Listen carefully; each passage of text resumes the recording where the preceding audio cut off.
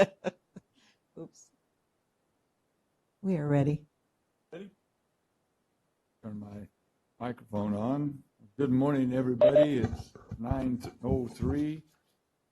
Got to talking too much here, so we're gonna open this meeting up and ask the county council if we got any closed session stuff. Chairman, there are no items for your closed session today. The standing labor matter, we were informed that there are no updates on labor from your designated representatives, and so there will be no reading of closed session items. Okay. Thank you. Before we move any further, Madam Board Clerk, could you do a roll call? Supervisor Poitras? Yes. Supervisor Gonzalez? Here. Chairman Wheeler? Yes. Supervisor Frazier and Supervisor Rogers are absent. Okay. Oh, I was going to here say, it comes. We still got to open. Recall, jeez. 4 minutes late when it was called. Whoa. I am recalling the vote. you know, Brett, we The don't roll mess call. around. You know, it's Roll call. we have a real tight ship here. You know. Right. Supervisor Frazier? Yes. Supervisor Poitras? Yes. Supervisor Gonzalez? Here. Chairman Wheeler? Here. And Supervisor Rogers is absent. Hey, boss. Hey, how's it going? Okay. Would you repeat that again, County Council? Yes, thank you, Chairman. There are no items for your closed session today. There are no updates, and so there's nothing to be read into the record. Okay, so we'll take a 55-minute break and come back at 10 o'clock. Chairman, we have two additions to the agenda. Huh? We do have two additions to the agenda. Oh, that's right. We do that now? Okay, we got, that's right, I'll do the next page. We got, do we have any additions to the agenda? First, do we have any public comment on the first part? It's on the closed session part. Okay. Now we'll go to the additions to the agenda. Okay, thank you, Chairman. We received a request yesterday after the posting of the agenda on Friday for letters of support for two projects, the Madera County reconstruction and widening State Route 99 Avenue 17 to 21 project, and also for the Madera County State Route 41 multimodal corridor improvements project, where they're asking for letters of support from the board for these. The requester, MCTC, has advised us that they need letters of support by Friday the 22nd, and you do not have another meeting between now and then. Do we need to take these individually? Yes. Okay, so the first one on State Route 99 Avenue 17 to 21 project, I move that we take this up, finding that it arose after the posting of the agenda. I'll second. Okay, we got any public comment on that? None online? None online. Okay, roll call, please. Supervisor Frazier? Yes. Supervisor Poitras? Yes. Supervisor Gonzalez? Yes. Chairman Wheeler? Yes. Vote passes 4-0. And on the State Route 41 multimodal corridor improvements project, I move that we take this up, finding that it arose after the posting of the agenda. I'll second. Any public comment on Highway 41? Online? None online. Roll call, please. Supervisor Frazier? Yes. Supervisor Poitras? Yes. Supervisor Gonzalez? Yes. Chairman Wheeler? Here. Vote Yes. Vote passes 4-0. Hey. Now then, A 54-minute break. yeah, we'll take a 54-minute break till 10 o'clock and come back to our regular meeting. All right.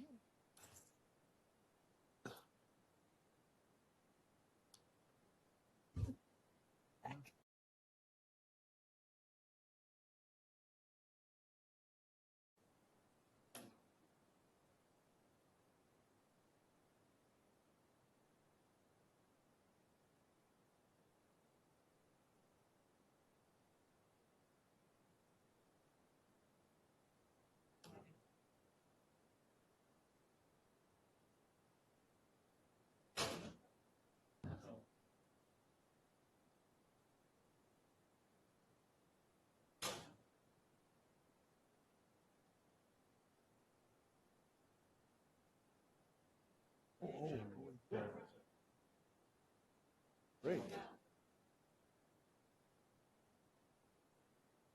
Oh.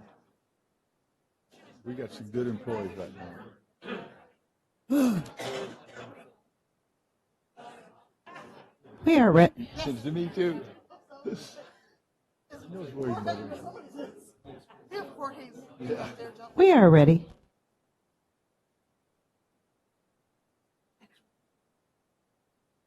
Is it working?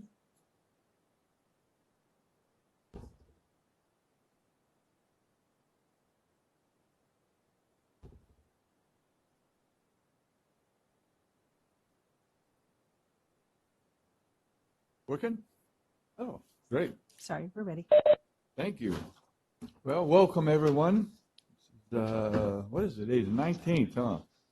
Boy, the month is already over.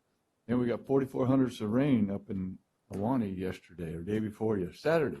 We're up to 19 plus inches now.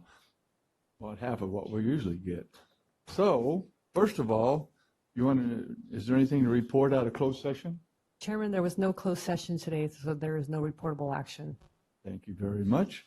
We had a couple of additions to the agenda that we voted on at 9 o'clock, and we will do those at the end of the meeting under legislation.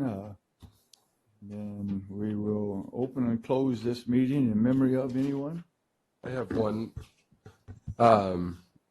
Sharon Lehman passed away. A lot of you know Todd Lehman, his mother, and so I just wanted to open and close in her memory today, and think of Todd and his family during this time. Anyone else? Rob? Okay.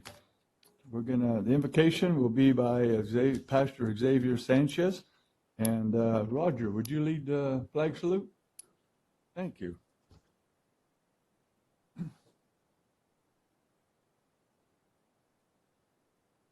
I don't think he's here, so Roger, you want to do both?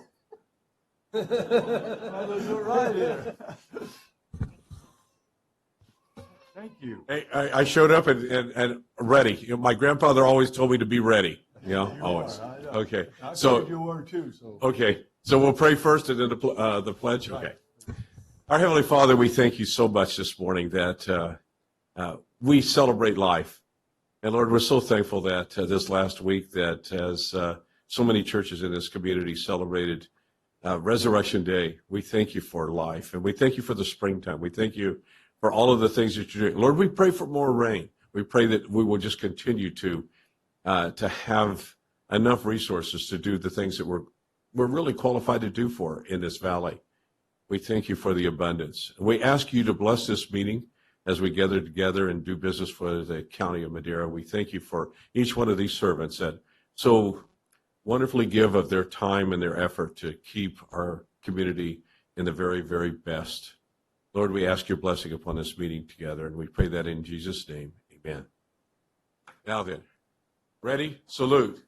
I pledge allegiance to the flag of the United States of America and to the republic for which it stands, one nation, under God, indivisible, with liberty and justice for all. Thank you, Roger, for both of those. We all appreciate that. Public comment. Sharon. The first 15 minutes of each regular session is set aside for members of the public to address the board on any matter under the jurisdiction of the board, but not appearing on the agenda. The board will not take action on any items presented under public comment. Speakers are limited to 3 minutes. Anyone addressing the board is asked to print their name clearly on the speaker sheet at the podium and state their name and county of residence for the record. Good morning, Sally. Good morning. I'm Sally Moreno. I'm your district attorney.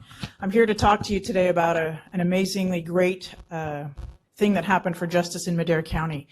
I want to start by thanking Supervisor Gonzalez for coming over last week to hear a closing argument in a significant case. I'm going to read this first part because I don't want to mess it up. On April 14th, a Madera County jury convicted defendants Amit Raj Singh Atwal and Savrant Singh Atwal of the first-degree murder of Dharmpreet Singh Jasar that occurred at the Tackle Box Mini Mart on November 13th of 2017. The jury also found true special circumstances that the murder was committed during the course of a robbery, and they also found true that defendant Amit Raj Singh Athwal intentionally fired the firearm, killing Darnpreet. Sentencing in this case is scheduled for May 11th, and this was the result of an amazing confluence of things made possible in no small part by this Board of Supervisors. So first of all, every case there's a reason, murder case, there's a reason it goes to trial. And the reason this case went to trial originally was because these defendants, when they robbed the tackle box and murdered Darnpreet, they wore masks. So it was difficult to identify them. But because of the amazing investigation performed by the Sheriff's Office, particularly John Grayson from the Sheriff's Department, and the technological ability that we have in our office because of the budget items that you have given us, this was on video, and we were able to tear that video apart and conduct really thorough investigation by the Sheriff's Department. That meant that by the time we got to trial, both of these defendants who were wearing masks and gloves, so no fingerprints, in the video admitted that it was them. And the case became not about who was it, but about what was their mental state. So I have a photo here. How do I get this to publish?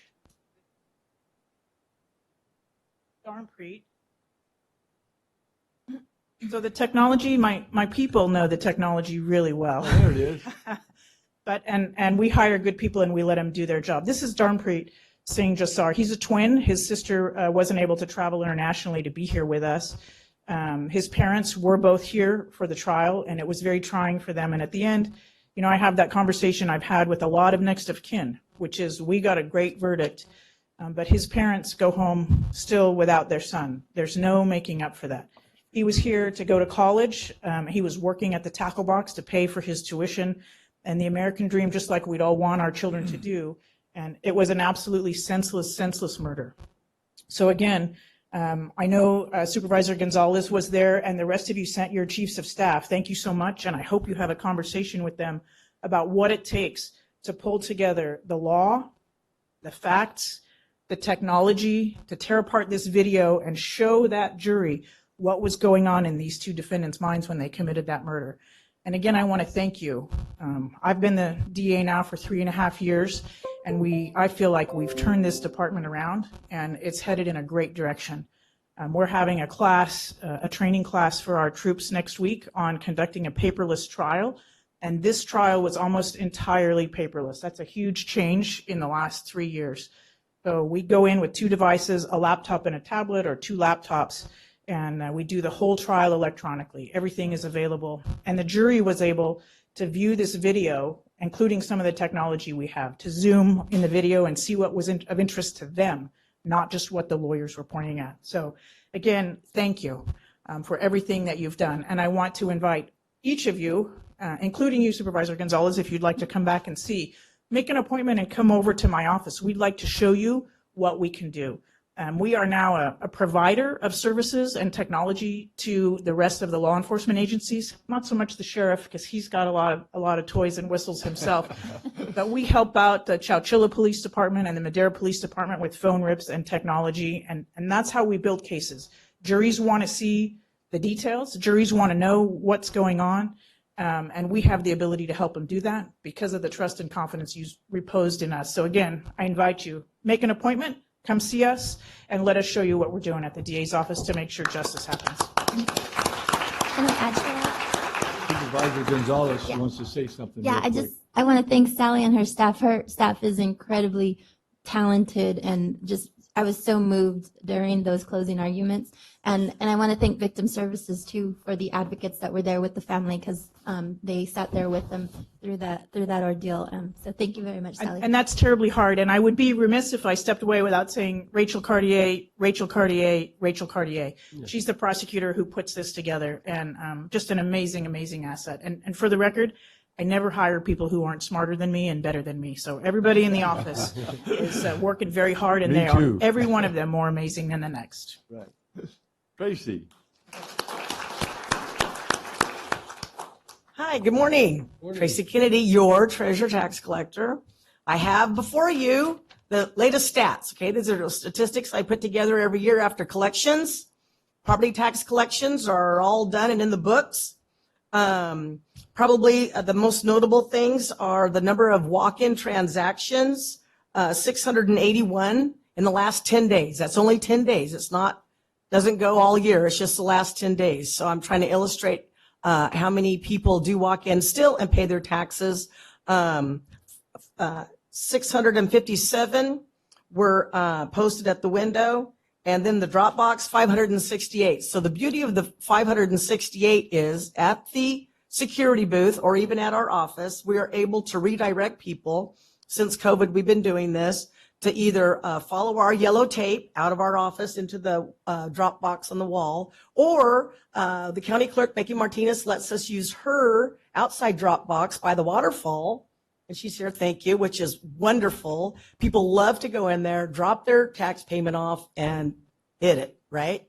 So, so that number of Dropbox, 568, had we not had a Dropbox for them, they'd all been in my office in the last 10 days. So instead of having, 600 people in there, we would have had 1,200, right? I put mine in the box right out here. Yeah, right. We have a box out here, across the way. First time I didn't come and complain up there. See? I know. We were waiting for you, though. And then we also opened a box up at the Sheriff's Department in the substation. So it's getting a little traffic. And then, of course, I think at the waterfall, Becky's box is the best. Of course, e-checks are still free. Wait, for Save a stamp. $10 million is free? E-checks are free. One of the things that we started the last 3 years was there's been in law that if a taxpayer is paying over $50,000 aggregate, they need to pay it via EFT or wire. We've done some outreach to them over the years, and it's not ever been very well received. But about 2 years ago, Jackie Torres in my office, she really got on the bandwagon. We did a lot of education, a lot of outreach. And so as you can see, 717 assessments totaling $7 million was paid by wire, via wire. So that was good. That's kind of a new emerging thing. And of course, then still we have, your regular blue mail that come in that we have to open by hand and post. So, but anyway, so overall, 207 million, all collected, reconciled, and sent to the auditor's office. So everybody that gets a little portion of the property taxes will be getting their apportionment probably this month, late this month. Any questions? Mr. Chairman, I'd just like to mention, I see a little tension here between you and public health, because you're promoting people sitting on their rear ends in front of their computer making their payments, and here public health would probably rather see people going up these stairs and getting a little exercise, making this a walkable type of thing. So I don't know, I see a conflict here. You're just making up things, is what you're doing. You're just trying to make up things. We don't want to be in person less than 6 feet away, so it's very hard to do on all these. Yeah, I'm confused. We make them stand, if they do come up to the office, we make them stand out in the hallway now and not come in the lobby, where we used to have 20 or 30 people in there, baby carriages and strollers and everything else, just waiting to be waited on. But now we make them stand out in the hallway. And then delinquent notices will be going out in another week or so, representing about 6 million that still is unpaid, 3,200 tax bills. So 3,200? about 3,200 still unpaid. But that's pretty good. It's about average, but it's pretty good. And of course, we're Teeter County, which means that we pay everybody that had their share that we on the tax bill. Okay, so we pay them, all schools, all their funds that they get, cities, and we get all the delinquency once we collect the delinquencies. So anyway, so we'll pay them all their apportionment. We'll do a true up in June. Great job. All right, thank you. Thank you.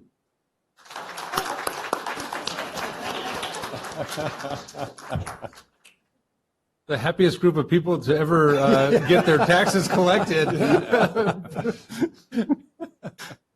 Morning. Well, hello, my name is Becky Cope, and I am the new executive director for the Friends of Madera Animal Shelter.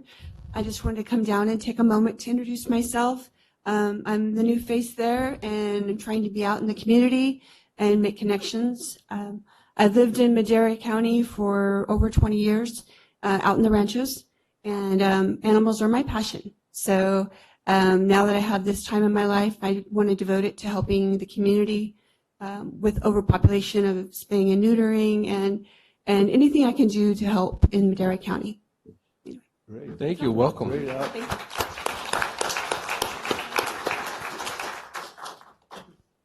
Any others? We got any public comment on online? We do not.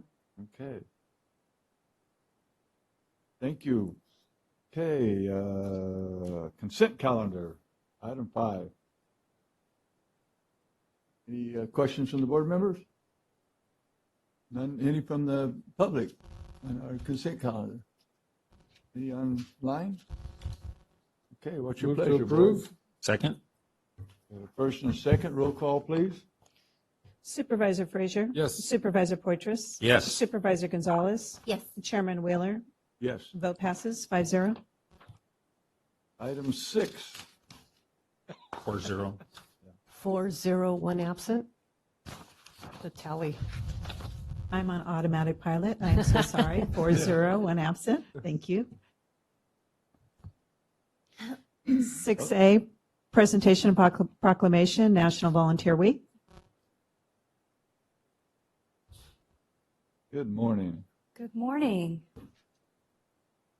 Mr. Chairman and Board of Supervisors, Sarah Boss, Public Health Director, and I'm joined by Joanna.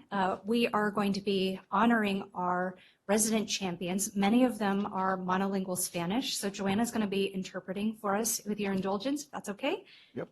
Great. This week is National Volunteer Week, and while there are many groups and individuals that could be recognized at this time, Madera County Department of Public Health would like to provide a special recognition to a group of individuals that we refer to as Public Health Resident Champions. Buenas tardes, queremos presentar que esta semana es la Semana Nacional de Voluntarios y aunque hay muchos grupos individuales que pueden ser reconocidos con este reconocimiento, el Departamento de Salud Pública del Condado de Madera quiere proveer un reconocimiento especial a un grupo de individuos que se refieren como los residentes campeones.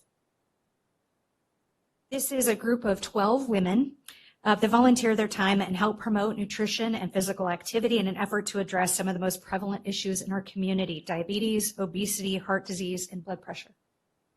Este grupo es compuesto por 12 mujeres y un hombre. Son voluntarios que ayudan a promover la nutrición y la actividad física con el empeño de ayudar con las enfermedades crónicas como la diabetes, obesidad, problemas del corazón y presión alta.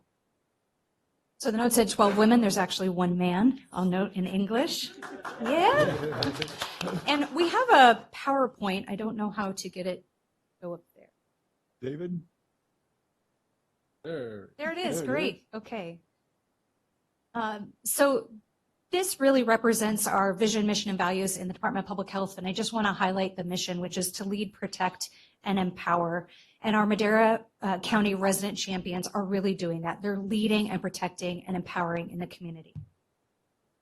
La que estaba antes de esta presentación, la otra página habla un poquito de los principios y los valores que tenemos por el Departamento de Salud Pública, pero queremos poner un enfoque en lo principal, que es dirigir, proteger y empoderar a los residentes de Madera. Y ustedes como residentes campeones, eso es lo que hacen: dirigen, protegen y empoderan a los residentes. So our resident champions are effective in serving underserved communities, and they utilize their established network of trust in the community to promote public health. Ustedes como residentes campeones, ustedes usan todas las comunicaciones que tienen con la comunidad para así poder dar estos valiosos. Our resident champion program started just over 2 years ago during 2019 and has really grown during that time. So during COVID, we were doing more than COVID in public health. Este grupo de residentes campeones se unió hace 2 años, empezaron cuando empezó la pandemia. Y aunque empezó la pandemia, el Departamento de Salud Pública no paró porque este grupo ha crecido y crecido. So we're going to highlight some of the efforts that they've done in the last couple years. First is walk audits that they conducted around schools and community parks. So resident champions engaged approximately 100 community residents in identifying safe routes to schools and parks at 6 different locations. And the goal is to create a safe and equitable access to school and parks. Ahorita vamos a hablar un poco acerca de los diferentes proyectos en los cuales han estado trabajando los residentes campeones. El primero del que vamos a hablar es los residentes campeones han participado en auditorías de caminar y han, junto con aproximadamente 100 otros residentes de Madera, han identificado rutas seguras para caminar hacia las escuelas y a los parques en 6 diferentes localidades. Y esta es una manera de cómo pueden incorporar a las familias para ser físicamente activos y identificar rutas seguras. So walk audits consist of actually people walking the perimeter of an area to identify what are the walking routes that would be common to people and what are the barriers to their safety in being able to walk to the location they'd like to get to, for instance, school or the park. Vamos a hablar un poquito acerca de qué son las auditorías de caminar. Las auditorías de caminar es donde caminan un perímetro y estos perímetros identifican rutas que son seguras para caminar al parque o hacia la escuela. Y también identifican qué cosas tienen ya establecidas y cuáles son las barreras que previenen la actividad física. We're very excited because the improvements around George Washington Elementary School were a direct result of the audit that was conducted with resident champions. Estamos muy contentos para compartir que estas auditorías ayudaron a mejorar la área de la escuela George Washington y eso es gracias a este trabajo de las auditorías de caminar. Next is our neighborhood farmers market that's at Madera Community Hospital, and our resident champions conducted surveys with both farmers and community residents to assess interest in providing EBT, or food stamps as many people know it, and also Market Watch at the farmers market. Otro proyecto del cual les queremos comentar es el mercado agricultor. Este año lo estamos haciendo en el Hospital del Condado de Madera y algo que queremos platicar y comentar el día de hoy es que se está aceptando el EBT o las estampillas de comida y también el programa de Market Match. And so both EBT and Market Match have been implemented at the market, so residents are able to use EBT, and Market Match expands the amount of fruits and vegetables that they're able to get with their EBT benefits. Vamos a explicar un poquito acerca de qué es el Market Match. Para las personas que tienen estampillas de comida, pueden usar esas estampillas de comida y con el programa de Market Match ellos les permiten usarlo doble para comprar más frutas y verduras. Next up, the resident champions worked with 5 different locations to either implement or improve breastfeeding lactation rooms in 3 different work sites and 2 different schools in Madera County. Otro proyecto del cual están trabajando los residentes campeones es los cuartos de lactancia. Hasta hoy día han podido implementar o mejorar 5 diferentes cuartos de lactancia. 3 son en empleadores y 2 en escuelas.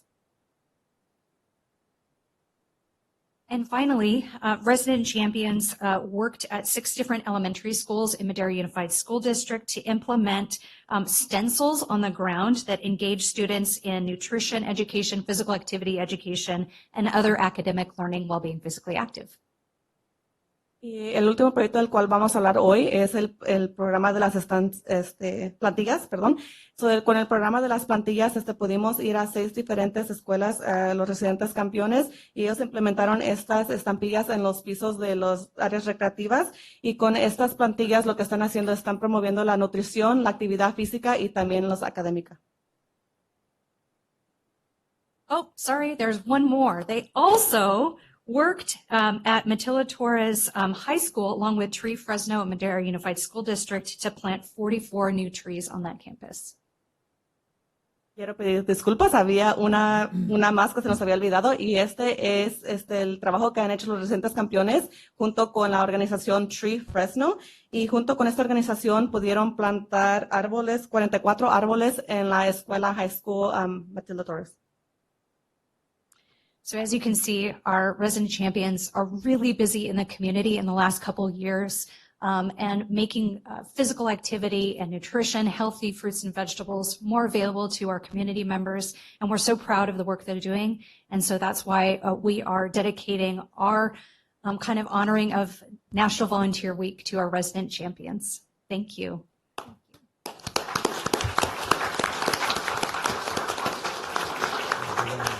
If we could get a photograph, that would be great. They're all here.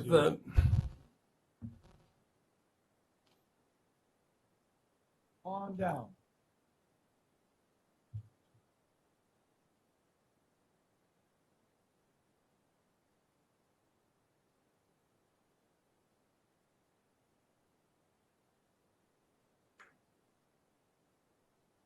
Me, one male. You're the one male. Good job. You had all these.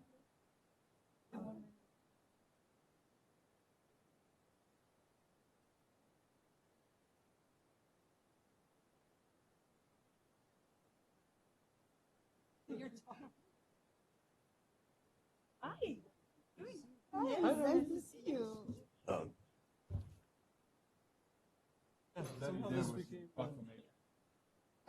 How are you? So, you know what? Dance right?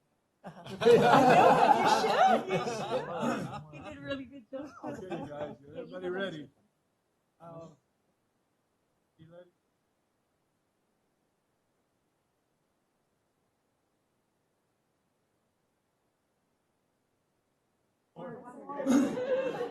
Get everybody.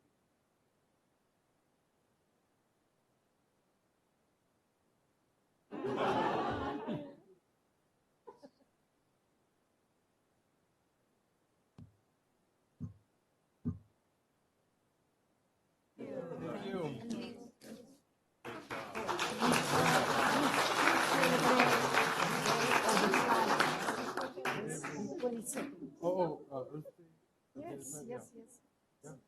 How about that? It should be like.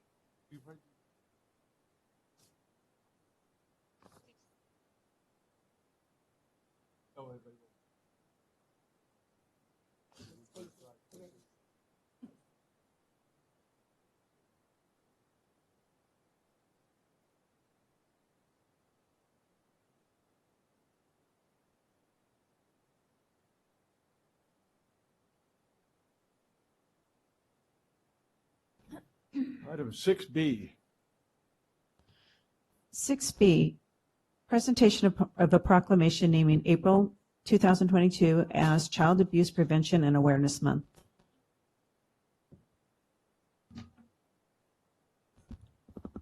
Good morning, Board. Danny Morris, Deputy Director, Social Services. I also have with me Gabrielle Sibley with Madera County Child Abuse Prevention Council. Our Director, Deborah Martinez, apologizes for not being here. She's seriously under the weather, and so please keep her in your prayers. You can do a great job, too. Thank you. We come to you to share some sombering information, but also to help bring light and hopefully hope for children we have in our community that are abused or neglected, and look at prevention. I'm going to have Gabrielle do a presentation really quick, and then I'm going to come back and share a video as well. Hello, everyone. Thank you for having me today. My name is Gabrielle Sibley, and I'm the Executive Director at Madera County Child Abuse Prevention Council. I started back in November. As we all know, life has changed drastically in the last 2 years due to COVID. So new avenues for prevention is something we have recently pursued in order to keep pace with changing family dynamics. Something we are focusing on is parent support programs. Studies show that by initiating parent education programs at birth or earlier, these interventions are in a position to help shape these early parent-child interactions. Some effective prevention strategies we are using and have been trained in the curriculum for are parents as teachers. We have recently became facilitators with the Darkness to Light program. These are all evidence-based, and we are ready to use these strategies to help bring awareness and to change lives. We also work with other agencies in the community to improve the lives and well-being of children and families throughout Madera County. I'm happy to be part of your local MCCAPC. As you know, April is Child Abuse Prevention Month, and we will be hosting an event on April 22nd at Rotary Park here in Madera from 3:30 to 7 p.m. We will have other agencies out handing out helpful resources, and we will be providing meals for children who stop by while supplies last. We have about 120 meals to give out from donations throughout different businesses here in Madera, so I'm excited to do that. And we are here with helpful resources and eager hearts, ready to prevent abuse and neglect by showing compassion and support. So thank you again.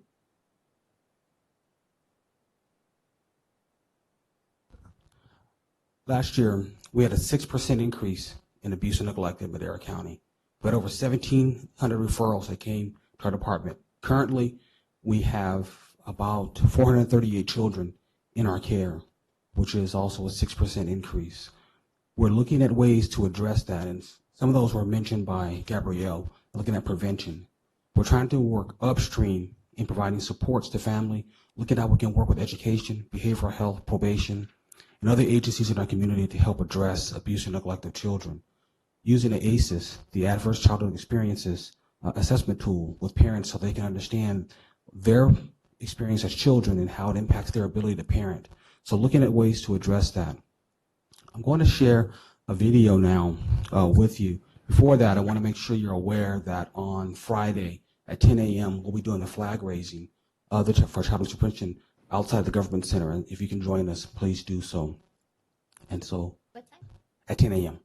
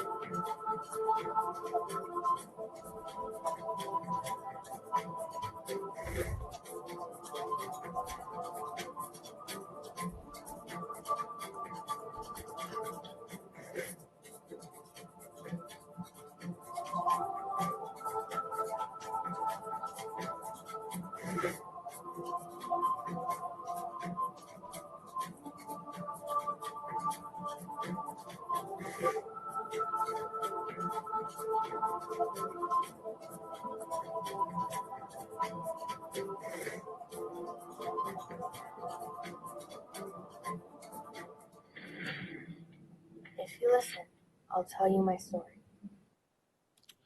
So we have this exhibit in our office that's stationary, and that you can come and experience what a child experiences from the smell, the sight, and the sounds. You'll hear from Lisa, who experiences DV. And these are actual stories of children. Their names have been changed, but these are actual children that have experienced abuse or neglect. You'll hear from Evan, who is experiencing neglect in his home, where mom is abusing drugs and allowing people coming into the home. You'll experience Michael, who's experiencing emotional abuse because you have a single mom who's not sure what to do and doesn't like the father who fathered Michael, and so she takes it out on Michael. You'll meet Maria, who can't even take a shower alone without her father coming in and molesting her. And then you'll meet Ashley, who is physically abused. Though her family is prominent and well off, the father still abuses her because he doesn't know what else to do. So if you have time, make an appointment, share with others so that you can see and hear and then help be a solution to a huge problem we have in our community. Thank you. Thank you. We got a proclamation for you guys too. So sad. It's just unbelievable. Oh, Jay, I'm sorry. Mr. Chairman, if the board hasn't gone through, I'd strongly suggest you go through. Myself and some of my staff went through months ago. It's very realistic. I'll just put it that way based on my law enforcement experience. So it's well worth your time. You go through it? Yes. Letty's gone through it too, so thank you, Jay. Okay, we got a proclamation for you.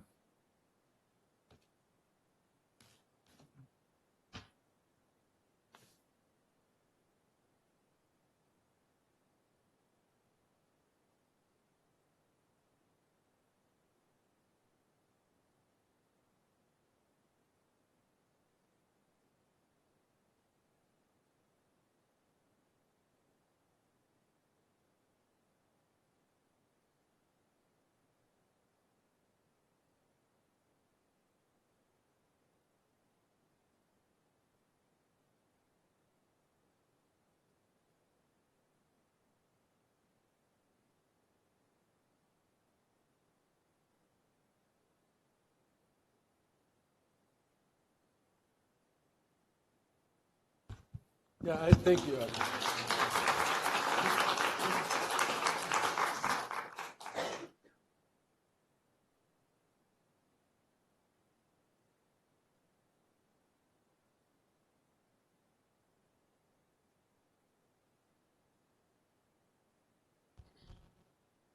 6C. 6C, National Crime Victims' Rights Week 2022 is from April 24th through April 30th. This week's theme is Right, Access, Equality for All Victims, highlighted the importance of helping crime survivors find their justice by ensuring victims' rights, expanding access to services, and ensuring equality and inclusion for all. Whereas National Crime Victims Week provides an opportunity to recommit to ensuring the accessibility, appropriate, and trauma-informed services are offered to all victims of crime. Now, therefore, it is proclaimed by the Board of Supervisors of Madera County, State of California, does hereby proclaim the week of April 24th through April 30th, 2022 as Crime Victims' Rights Week. Good morning. Push the button.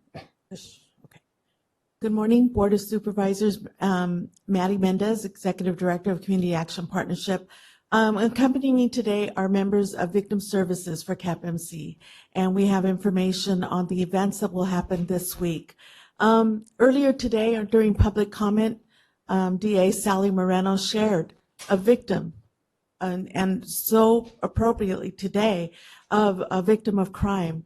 And these families suffer in our community, and this is a day for them to gather, remember their loved ones, pay honor to them, and to share their stories. It offers them an opportunity to bring hope back into their lives as they go through this process. But I'm going to turn it over to Leticia because she has more information. Thank you, Leticia Lujan Rojas from Victim Services. Good morning. Good morning.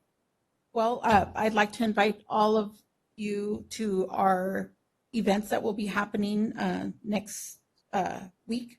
So we will have, of course, Victims' Rights is from the 24th to the 30th, and we will be having a memorial display for our victims of crime. These are victims who have lost their lives to some sort of crime.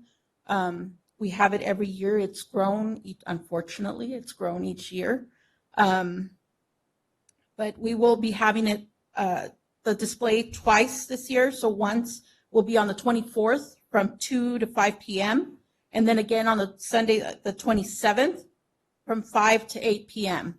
And so we invite you guys to come out, to join us and to join our families that will also be joining us for the display, for the memorial display, and paying a little respect to their lost ones. I just want to remind you that, Victim Services serves all of Madera County, and we have an office in Oakhurst, as well as Chowchilla, and then our main office here in Madera. We're open Monday through Friday, 8 to 5, and I would especially like to recognize our staff. So we do have different programs, but during Victims' Rights Week, I'd especially like to thank and recognize our victim witness and underserved program staff who are here today. Good. And where's this event going to be at? Oh, I'm sorry. That's okay. Yeah, so it will be at our main office at 1225 Gill Avenue. So that this is our main administration office. Want to make sure we had that. Also known as CAPMC. Yep. Yes. Exactly. Okay. Now we can. We got a proclamation for you, and we can.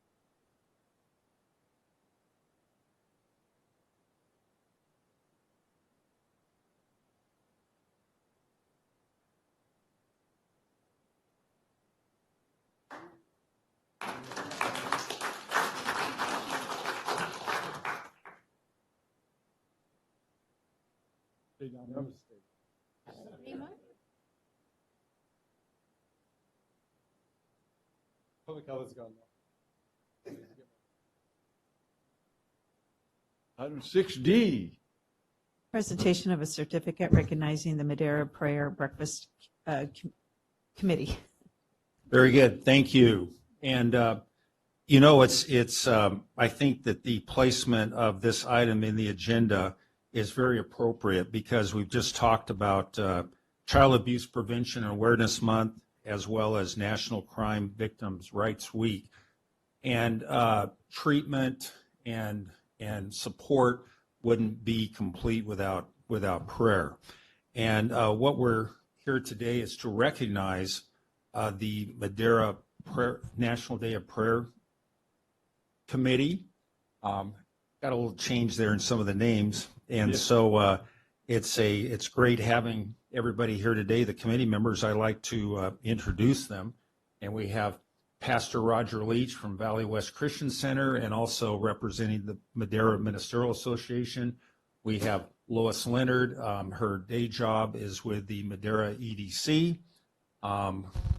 She, you know, Bobby's the executive director, but we always know who is the real charger behind the efforts there. So great job. We have Debbie Bray, the executive director of the Madera Chamber of Commerce, and where's it, the president? Chamber, executive director. I know she always accuses me of changing the name and all that, so I know. But she's been there over 30 years and has done a fantastic job. And then we have Ryan McWhorter from the Madera Food Bank, and all of them, as you know, have day jobs, but this is a real passion, and they wouldn't be here if they didn't believe in the necessity and power of prayer. Absolutely. And I know Roger and Debbie have been on the committee since day one. It was reestablished. I believe we had one back in the 50s, 60s, 70s. Somewhere along the line, it ceased happening, and then back in 2001, we kicked it off again, and it was in partnership with the Chamber of Commerce. I know Jim Talbert was a big push behind that effort.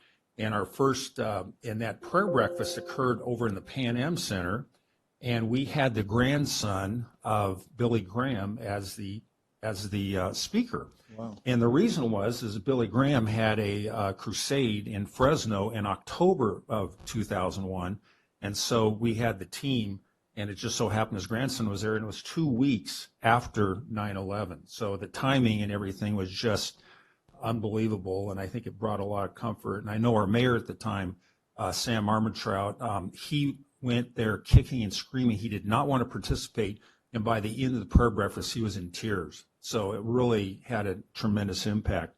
Just a little bit about our nation in prayer. It's, by the way, this event coincides on the National Day of Prayer, which is May 5th.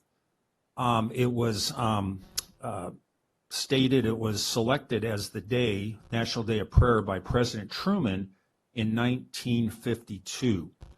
And the first call to prayer in our nation was right before we became a nation. It was in 1775, and the Continental Congress called for prayer for wisdom as we established our nation. So it's a very important thing to call for wisdom, for guidance, for repentance in our nation. And so with that, I'd like to invite a spokesperson or everybody from the Madera Prayer Breakfast Committee to come up and say a few words about the committee and the breakfast coming up on the 5th of May, Cinco de Mayo. Don't everybody jump up at once. You can Starting, look forward to it. starting at 6. It starts at. Thank you, Lois. I'm just speaking because Roger came up, or we'd be here 15 minutes. I'm just saying. So basically, it's sponsored by the Madera Ministerial Association and the Madera Chamber of Commerce. The committee members they're from all different arenas. I've been chair since, I looked up today, 2005, when Rob left to do political office. So he didn't have time for us. I think you kicked me off. Probably. At any rate, the breakfast this year is May 5th. It will starts at 6:50. We do that early to get everybody in there because people like to talk. Our goal is to be done by 8:30, so it allows people to get to work at a decent time. We have Rick Countryman. He is a pastor from Modesto, and he actually started the Love Modesto thing, which rolled into the Love Madera event. I don't know if any of you have heard of that, but that's what he does. So he will be speaking. A lot of people are excited about him coming because he spoke at several other events throughout Madera County over the years. So we had him scheduled for 2020, but obviously that didn't happen. So we're excited to be able to meet again in person. The event will be at the fairgrounds. We also have a senior event in the afternoon. As committee members, we were getting older, and we thought, well, we should do something for us when we're old. So we started that senior event, and that will be held at the VFW beginning at noon. 55 and older are free, but we'd like you to get your ticket in advance so we have food available. And that afternoon, we have Candy McAlpine. She is speaking. She is, her husband apparently was Madera police officer for many, many years. She raised her children in Madera, so hopefully we can get people to come to that. I know we've been giving tickets away. Other than that, we would love to have you join us for either the breakfast or the senior event or both. It would be amazing if you could do that. So thank you. Very good. Thank you. I was wanting to make sure that she remembered the senior event because that's where we're getting at. But I did want to tell you, this is kind of a unique thing, is that Kenny McAlpine's daughter, Stacy, was in my youth group when I was a youth pastor many, many moons ago. And so was Karen, way back a long, long time ago. When a year or two ago. Okay. But I did want to make a statement that this year we're going to be taking pastors after the prayer meeting, and we're going to be going out for 2 hours, and we're going to be praying at different locations all around the town and the county. And then after the senior event at about 3 till 5, we're going to be going around to other parts and taking pastors around and praying again at different locations within our city and county as well. And so it is a National Day of Prayer, and we're wanting to do that. And we thank you so much for the honor. We thank you so much for supporting us and being a part really of really our community and really focusing in on prayer. We thank you so much. Thank you. And it sounds like you're taking this National Day of Prayer things pretty seriously. Yes, actually. Wow. We are. Every day is a day of prayer. Thank you. Exactly. Thank you. Thank you. Well, with that, yeah, we've got a proclamation.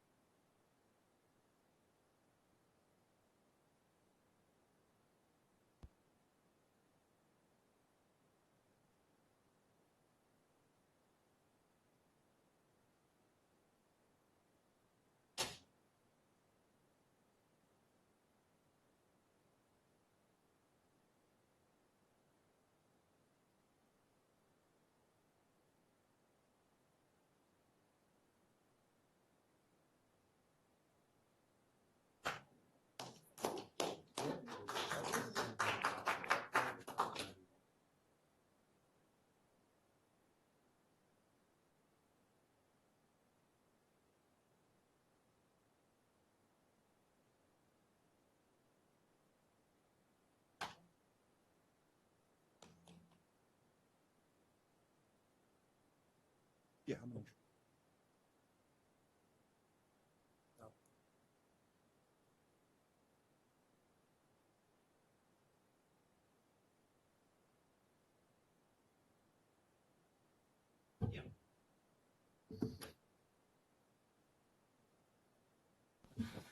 Nick's got a couple of things he wants to talk about. This is for the next item. Oh, for the next item? Yeah.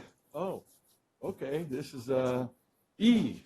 6C, presentation and update from the Madera County Mosquito and Vector Control District. Morning, Mr. Chairman, members of the board. Nick Salinas, your District 3 Chief of Staff. I also serve as your president of the Madera County Mosquito and Vector Control District. So I'd like to recognize a couple of our board members. We have our Vice President, Jennifer Peters, with us, another board member, Jeff Colthert, and we also have our District Manager, Teresa Hamilton, and staff. So you're really in for a treat today. We have our biologist, Trinidad Reyes, with us, who I won't get into his presentation, but really it's some phenomenal work that they're doing. He's really at the tip of the spear in terms of the work that he's doing. And just to sum it up, at the most recent mosquito conference, his workshop was a standing room only, and he was stuck for about 2.5 hours with questions. So he's really the first in the state to do this and possibly in the nation. So with that, I'll hand this over to Trinidad Reyes. All right, my name is Trinidad Reyes. Thank you guys for having me. I'm going to go over a presentation regarding public health and the mosquito populations within Madera that negatively impact the residents, and what we've tried to carry out to remedy these issues. And hopefully I could get a call of action through this presentation, and also get everybody on board with the direction that we're trying to go to with the mosquito abatement. You can move your microphone if you're over that way. Thank you. Yeah.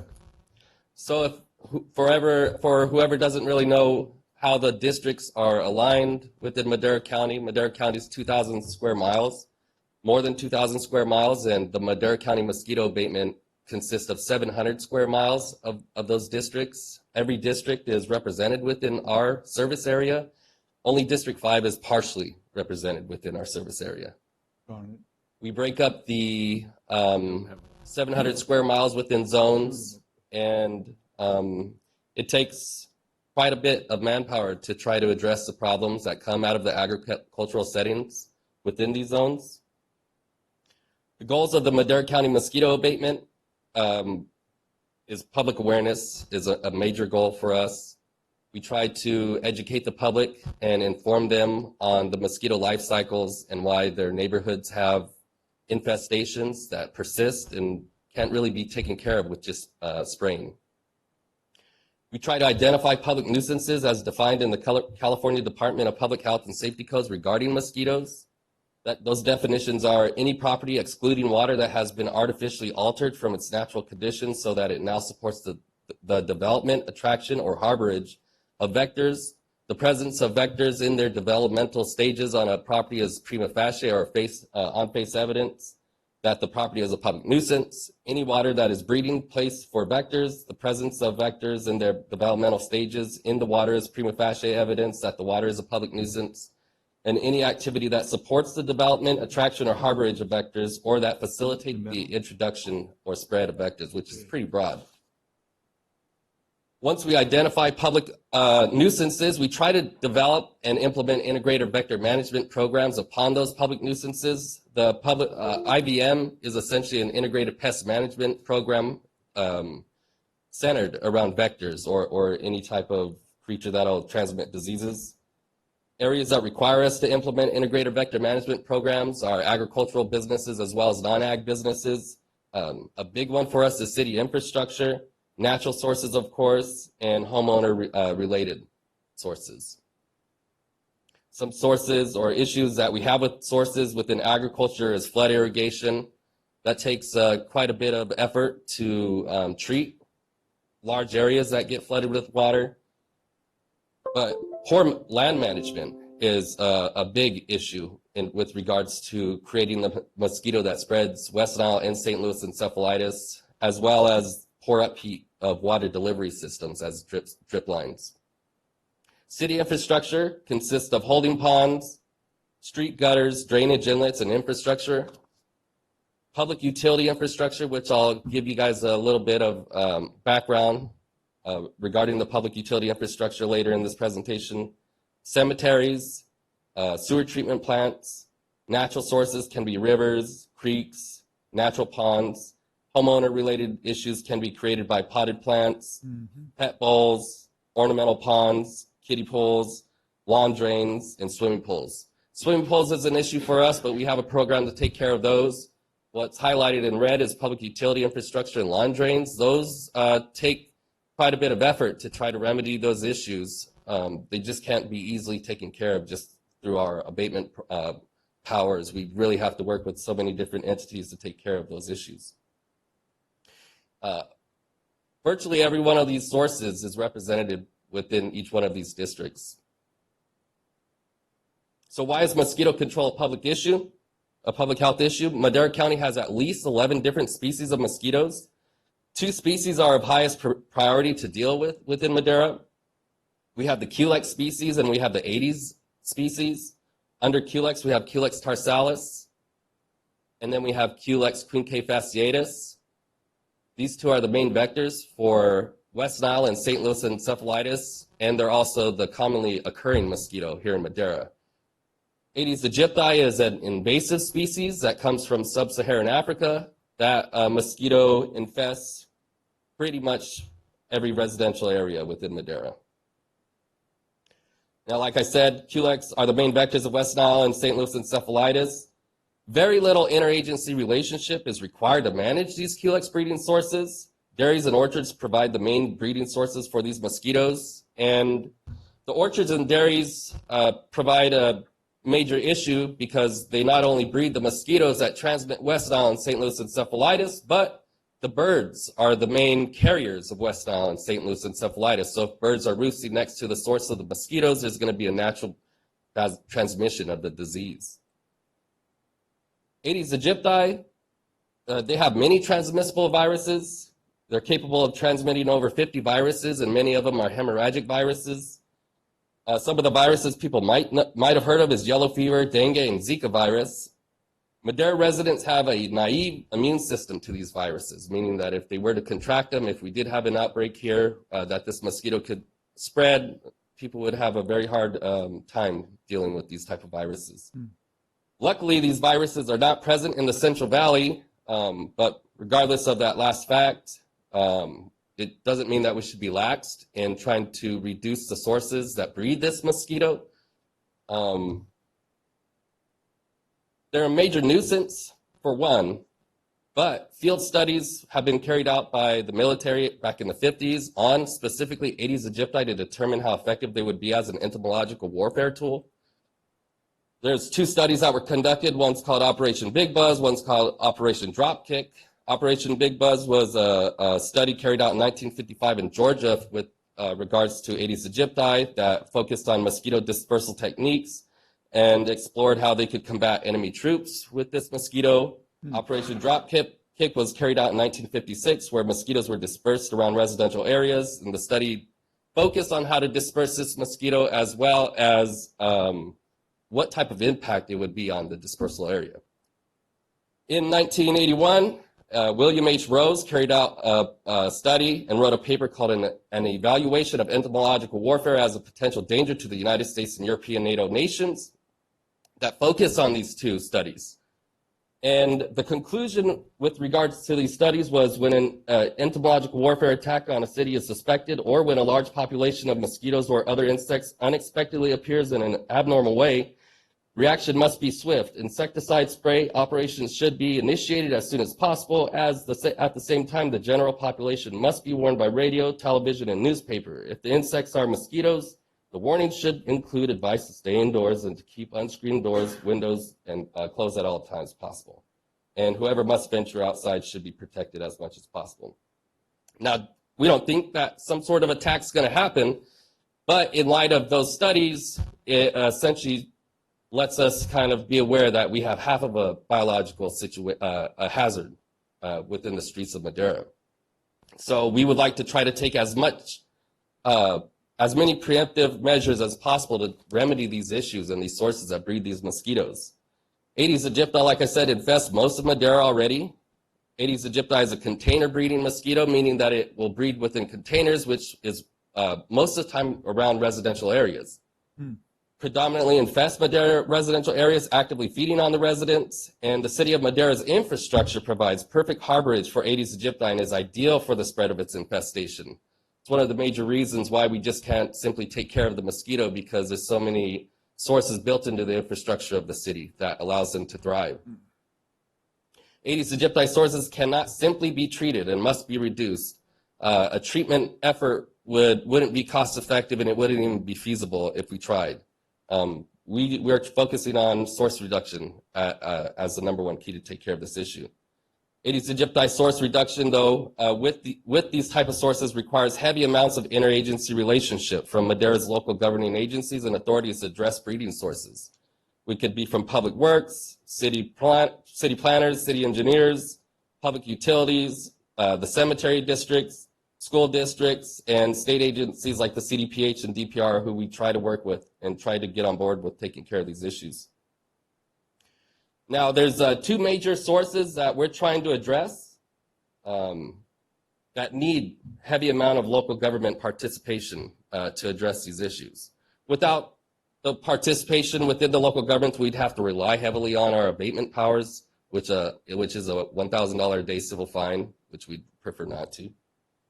Lawn drains is one major issue that's allowing this mosquito to persist within residential areas. The lawn drains are drains connected by corrugated pipe found in most residential areas. They provide a network of breeding sources, allowing infestations of whole neighborhoods. Any trap combs that get put in with these lawn drains are uniformly going to be infested with this mosquito. And then we have public utility infrastructure on top of that that provides an additional network of breeding sources within the city. The public utility infrastructures can be from the PG&E's public utility infrastructure. It could be the telecommunication infrastructure. It could also be the there's a couple of other public utility infrastructure aside from those two, but the PG&E is the one that we focused on primarily these past couple of years. We noticed that they were spread throughout the city quite often. Quite often we'd run into them right next to a house that's calling in and complaining about mosquitoes. So we realized that nobody really had information on this issue. So we carried out a study to try to highlight why these public utility infrastructures are a public nuisance. This is a presentation that I presented to the NBCAC just this past year. We carried this study out with UC Davis and the Pacific Southwest Center of Excellence in Vector-Borne Diseases. We just wanted to see if these public utility vaults from the PG&E actually do provide safe harborage for mosquitoes and if they're a unique type of source for mosquitoes. So what are electrical public utility vaults? They're below ground electrical public utility infrastructure that houses transformers spread throughout California, spanning across many mosquito abatement districts. Transformer enclosures or vaults can and do hold water. Transformers, they power homes, at least 5 or 6 homes, one transformer can. And while they're providing that electricity, it produces heat with the transformer box, heating up the water surrounding it. If it's unclear what that is, this is the transformer within the vault. This is the transformer. This is the overall vault. Now there's a couple of different vault variations, and we selected only 2 types of vaults to inspect to carry out this study. But these vaults are 30 years old at least, so they're almost a legacy problem at this point for us that we're trying to deal with. Neighborhoods with above ground infrastructure tend not to have underground vaults. That could be because they have the transformers on the power lines, or they could have the transformers in clamshell boxes, which don't give us an issue whatsoever. Below ground transformer vaults can vary in structure. We have what we call the fan style vault. There's a vault that has a large grate, a removable grate. There's also vaults that have 2 removable lids that have vents on the sides, and then vaults that have bifold doors that have vents on the sides as well. We chose to do the study on the vaults that had the removable vents and the bifold doors just because they were the easiest to open and easiest to access. The study design and 3 questions that we set out to answer were, are public utility vaults conducive to mosquito breeding? Are adults emerging from these vaults? And do vaults provide a refuge from harsh winter conditions? To get the information to answer question number 1, we assessed 124 vaults across Madera and Chowchilla twice. once in October and once in November, and we assessed them for whether there was presence of adults, whether there was stagnant water within inside the vault, and whether there was immature stages of the mosquito within inside that water. To answer number 2, we designed emergence traps to collect adults emerging directly from the vaults. We set these emergence traps over 6 vaults holding water and collected weekly in November of 2021. And to answer the question for number 3, we placed temperature sensors in 6 vaults from December 2021 to February 2022. 1 sensor was placed inside the water surrounding the transformer, and 1 sensor was placed outside of the water to collect the ambient temperature just within the vault itself. It's pretty straightforward, the information we gathered. So question number 1, are public utility vaults conducive to mosquito breeding? You can see here that in October and November, 60% of the vaults out of the 124 vaults had water within them. Out of those 60%, in October, about 20% of the vaults had immature stages within them, and in November, just below 30% had immature stages. And those vaults that were sampled, both in October and November, above 30% of the vaults had adults resting inside them. This is what the vault looks like. It's probably about 5 feet deep, but that water is all the way up to the rim. This is the vault again, where you can see the water with me reflecting in it. This is what it looks like when the vaults are infested. Each one of these is a mosquito larva. And there's probably 1,000 within this. Yeah. Need mosquito fish in Yeah, right. Yeah. And this is what it looks like with a sample taken from a vault. Not only are these PG&E vaults providing safe harborage for Aedes aegypti, but they're also providing safe harborage for the Culex species mosquitoes. And this egg raft here shows a raft of about 150 eggs that we collected from one of the vaults. So they're also providing a good source for Aedes aegypti and Culex, which is getting put off onto the population. This is what it looks like when you open one of the vaults. And those are all mosquitoes. Man. That's after we opened it. In Madera. Huh? In Madera. Oh, yes. Yeah.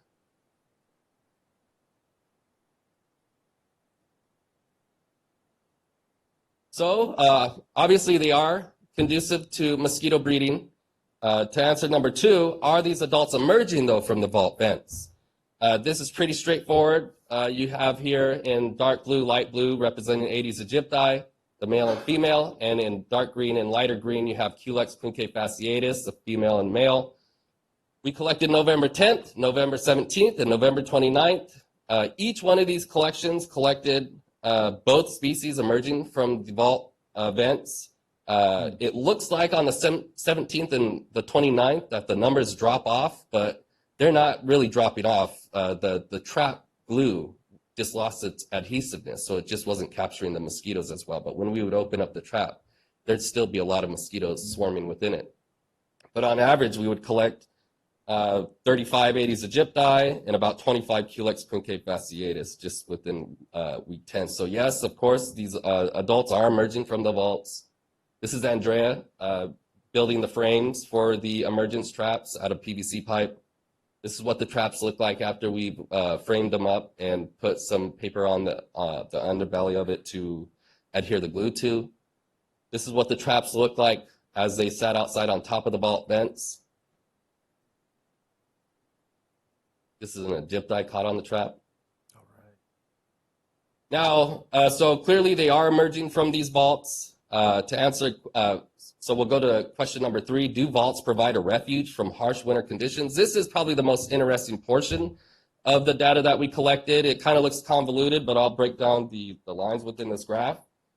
So the red line represents the larval survival threshold. So in the winter, when people notice that mosquitoes die off, it's because their larval survival threshold is 53 degrees Fahrenheit. So anything that drops below that's going to kill them off. The black line represents the airport temperature, the temperature collected by the airport. And you could see clearly throughout December and January, the temperature does drop way below that larval threshold line. The green line represents the ambient temperature of the public utility vaults. And that ambient temperature alone straddles the larval survival threshold, which would be very attractive for the mosquito to hide in just with that alone. But if you look at the blue line, that represents the sensor placed within the vault water next to the transformer, and it stays between 60 to 70 degrees. So as everything else is dying off within residential areas, these vaults will steadily produce mosquitoes, even though the time of the year should be killing them all. This is the PG&E worker placing the temperature sensor within the vault. This is how we placed it to collect the ambient temperature. And then so we determined that these vaults were a public nuisance, and they provide safe harborage for Aedes aegypti as well as Culex quinque fasciatus. They're an important and unique source that allows Aedes aegypti to thrive, though, within residential areas whenever they're implemented. We worked alongside the Pacific Southwest Center of Excellence in Vector-Borne Diseases and UC Davis to help carry out this study. And in closing, I'd like to say that hopefully the public health situation on hand with regards to mosquito is a little clearer after this presentation. We hope that the district supervisors know the importance of addressing and tackling infrastructure that harbors vectors of diseases within their districts, and that district supervisors champion any interagency relationships that their authority has influence over, and hopefully all levels of local government are supportive and proactive in assisting the Madera County Mosquito Abatement District's aims and goals of protecting the public health of the residents in Madera County. And if there's any questions or comments, I'll take them. Yeah, I'll just say it's been very easy to get in touch with you and your shop. When there was some in parks and different places, they'd come out, look at the lawn drains within the parks. That was the first thing they would attack. They'll go to your house, show you where you kind of do a little bit of an audit. And a lot of times, like in the pots where you have that saucer, the saucer is where a lot of, they'll just collect just enough water to do it. And so, you know, if you have questions, you know, get in touch with us. We can get you in touch. And you've done a great job coming out and abating things before they become really a big issue. And no one wants to sit in a park and look like you're just slapping yourself for no reason. You know, so appreciate everything that you do to keep the community safe, because it is. I know my wife always tells me, she tells me about every single disease that they can carry, and I'm like, okay, we'll get them out to the park. Supervisor Poitras. Thank you, Mr. Chairman. Yeah, great presentation. I was just wondering, you know, based on your questions or comments toward the end, is there anything, any help you need from the county specifically, ways that, you know, we've been more of a barrier than a way to help you help Mosquito Abatement District do what you need to do? Sure. Right now we're working on, we've already taken care of the PG&E issue. The PG&E, we're going to go out Friday and actually treat them all. So that's taken care of. That's off the table. Now we're working on retrofitting the lawn drains that they put inside the schools. We canvassed all the school districts in Madera. We identified all the drains that hold water, and we're working with the DPR to work out an integrated vector management program to implement that within the schools. So hopefully the schools won't have too much pushback on implementing that integrated vector management program, because it's going to heavily rely on the maintenance crew to do this, because they're going to have to monitor those drains. That's one issue that we're trying to work with, drain related. The second issue we're working on drain related is the lawn drains within the neighborhoods. We have a plan of action to implement these, to retrofit these lawn drains. We're going to retrofit the lawn drains in the front yards with emitter caps. Ideally, that's what we do. And in the backyards with a pond filter, a plug made out of pond filter. And that will take care of all the mosquito issues within the neighborhoods. So whatever help we could get getting those carried through, we'd really appreciate it. There's probably a lot of what you described are actually in jurisdictions which would be, say, one of the school districts, or say one of the cities, city of Madera specifically, and it's not our jurisdiction, but we can definitely provide that support in terms of, you know, our populations and the importance of moving that. So if you need any support, any kind of encouragement of that we can provide the other jurisdictions, We'll please be let there. us know. I happen to know one of your board members pretty well, and so you can let them know. All right, great.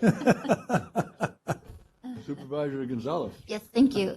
Trinidad and Teresa, I just want to thank you and your staff for your presence on social media. That's one of the greatest ways to provide information to the public. And so I read some of the comments on the feedback that you guys get, and it's just really positive. You guys are so quick to respond and just provide that information. So you know, the average Joe like me Right. knows who to call, what to do in these cases. So thank you very much for that. Do you still have mosquito fish?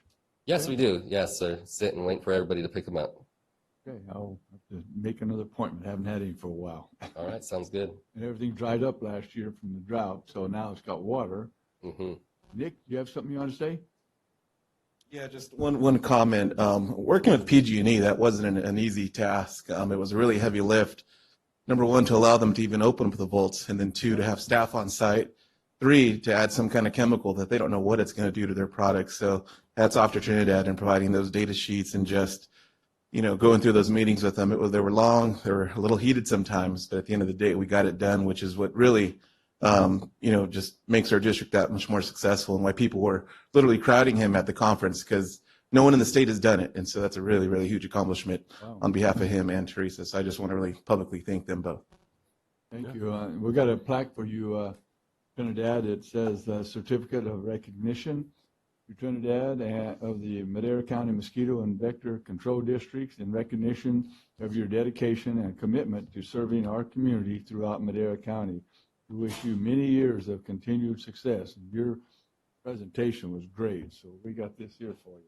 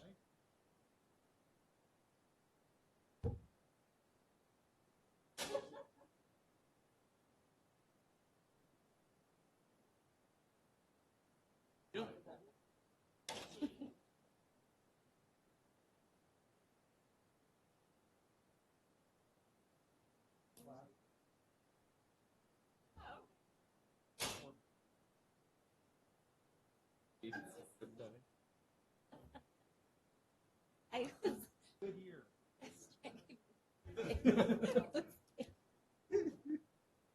Before we move on, do we have any public comment on the mosquitoes? Anybody got anything they want to say? Guys, thank you, and thank you. Thank you, Nick.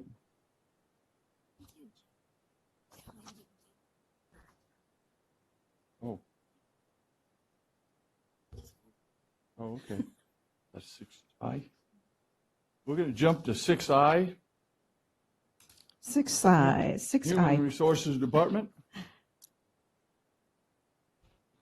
Discussion and consideration to adopt a resolution appointing Jamie Bax as Madera County Director of Community and Economic Development effective May 1st, 2022. Hi, good morning. Good morning. She's coming. There she is. All right.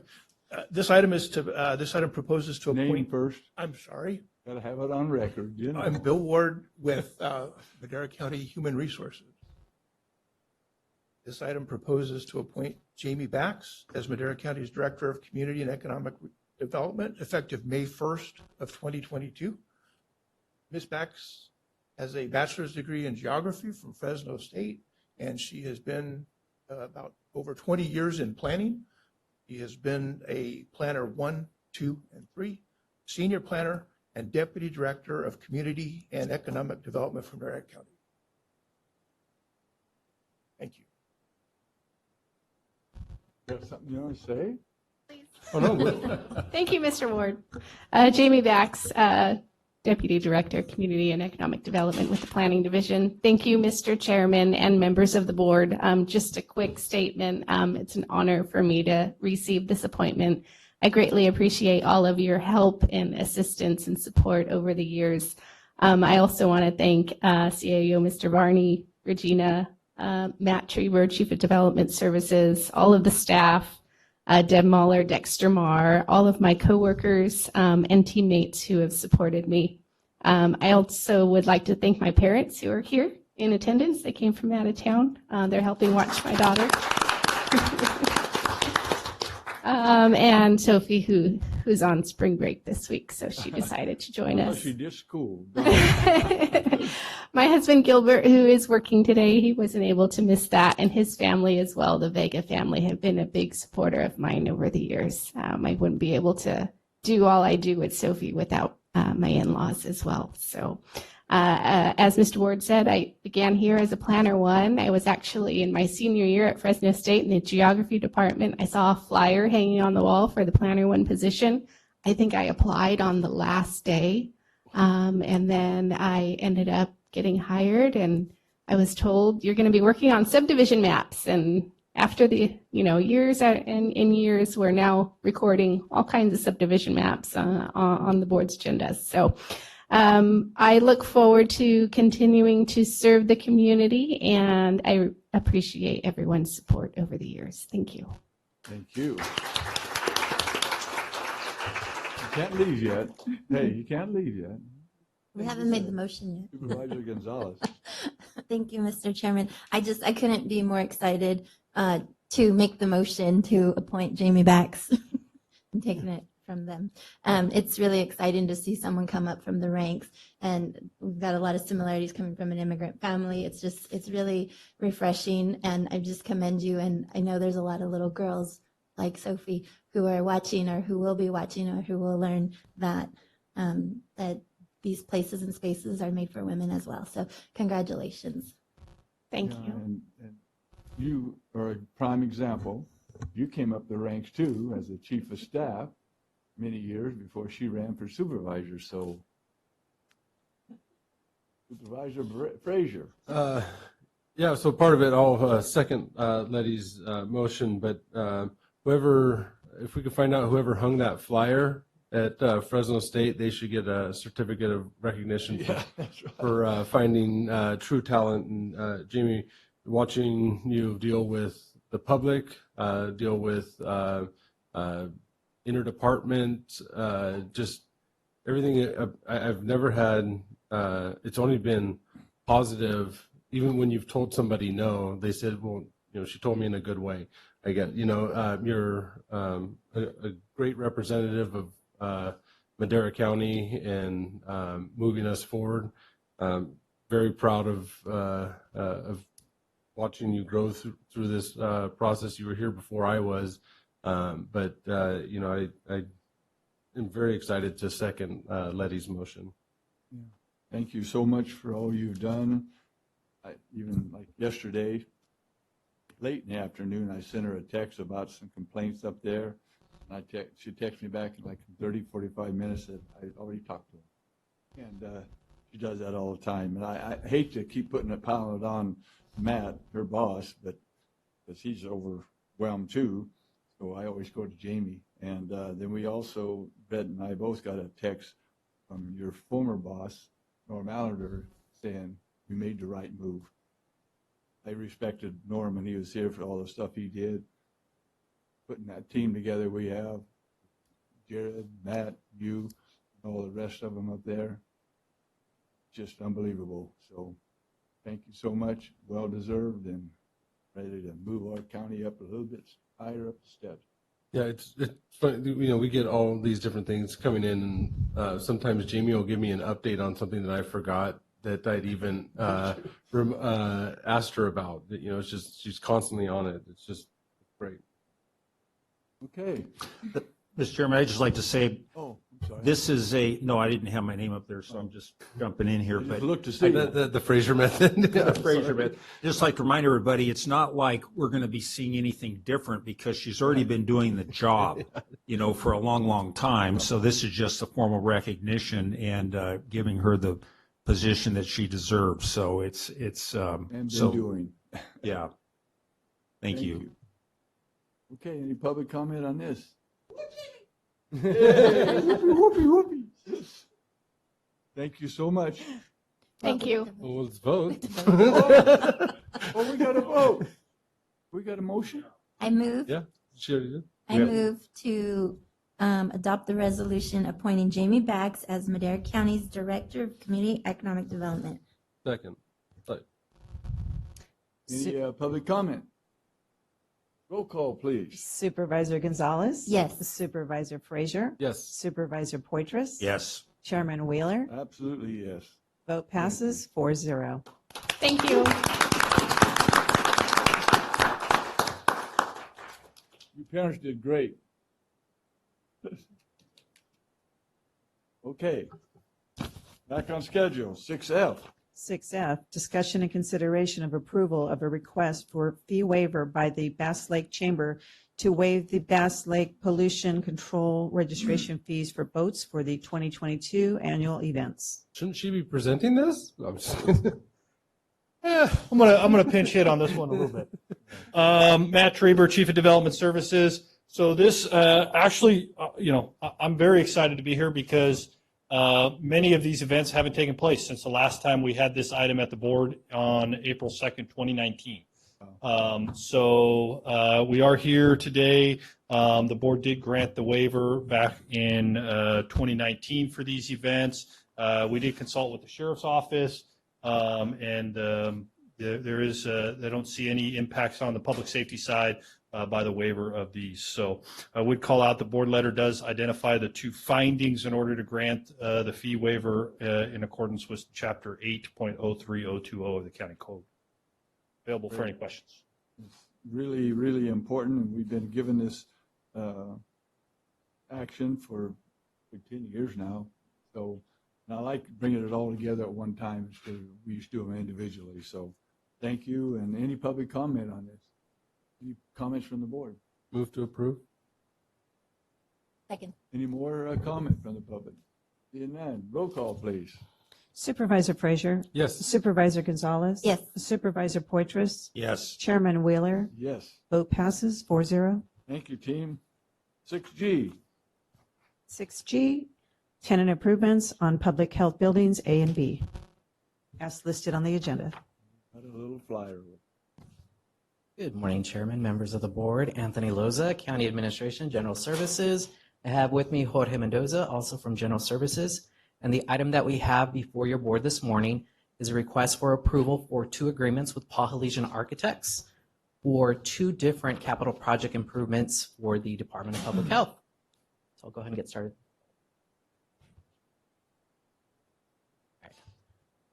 So we prepared a brief presentation for you guys. So in 2019, Madera County completed construction of a 20,250 square foot, two-story public health building located at 1604 Sunrise Avenue in Madera.